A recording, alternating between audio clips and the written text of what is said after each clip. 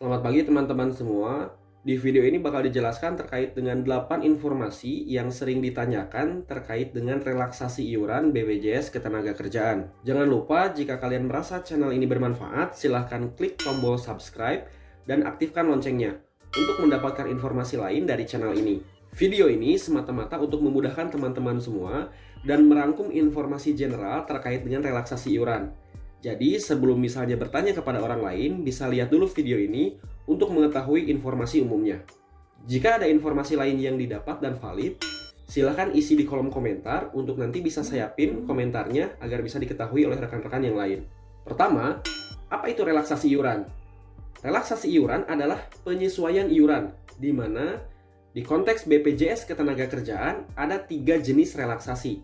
Yang pertama adalah keringanan iuran, di mana hanya membayarkan sebagian iuran saja. Kedua adalah keringanan denda iuran, di mana mengurangi besaran denda iuran yang dibayarkan. Dan yang terakhir adalah penundaan iuran, di mana tidak menghilangkan kewajiban pembayaran iuran, namun menjadwalkan kembali iuran secara penuh. Program yang bisa diikutkan ke relaksasi iuran ini hanya 3 program saja, yaitu Jaminan Kecelakaan Kerja atau JKK, Jaminan Kematian atau JKM, dan Jaminan Pensiun atau JP. Berapa besaran relaksasi iuran yang diberikan? Keringanan iuran JKK dan JKM dipotong 99% dan dibayarkan hanya 1% saja dari iuran biasanya.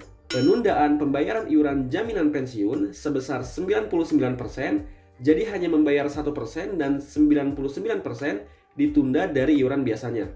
Keringanan denda diturunkan dari 2% menjadi 0,5% untuk semua program.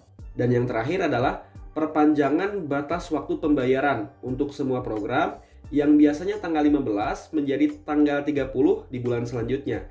Jika tanggal 30 jatuh pada hari libur, maka dibayarkan pada hari kerja sebelum tanggal 30.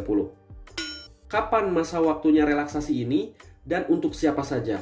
Relaksasi ini berlaku selama 6 bulan dan dimulai untuk iuran bulan Agustus 2020 hingga bulan Januari 2021. Jadi nggak selamanya hanya berlaku 6 bulan saja.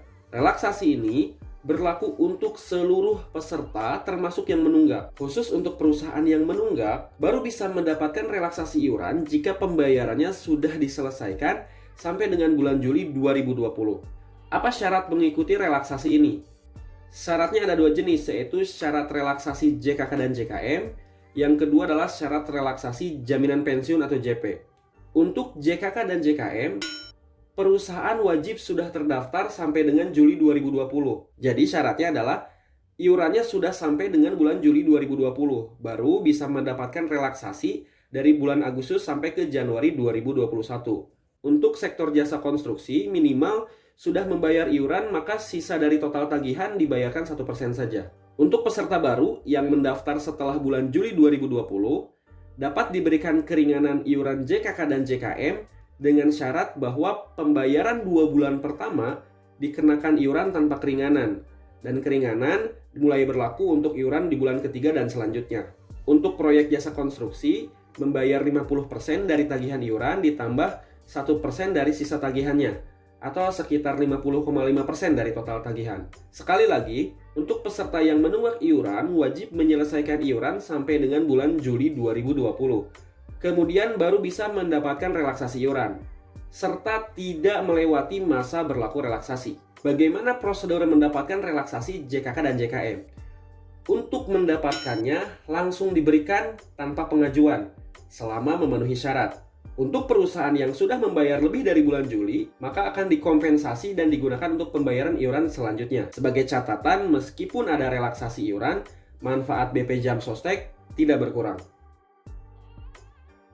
Apa persyaratan penundaan iuran jaminan pensiun? Yang pertama harus diperhatikan adalah jaminan pensiun sifatnya penundaan iuran.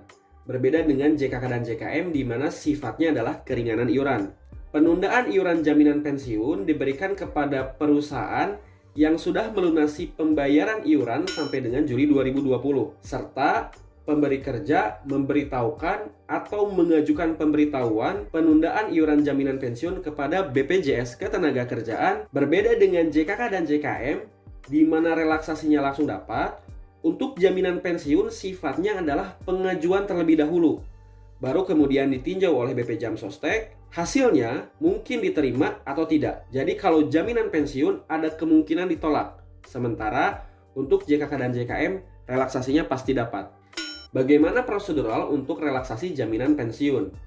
Kita bagi dua terlebih dahulu, yaitu untuk perusahaan menengah besar yang ikut jaminan pensiun dan perusahaan mikro kecil yang ikut jaminan pensiun. Untuk perusahaan menengah besar, syaratnya adalah mengirimkan surat pernyataan yang ditandatangani oleh pimpinan tertinggi melalui SIPP online. Kemudian, perusahaan atau pemberi kerjanya yang kegiatan produksinya, distribusi, atau kegiatan utamanya terganggu yang berakibat penurunan omset penjualan atau pendapatan lebih dari 30% sejak bulan Februari 2020.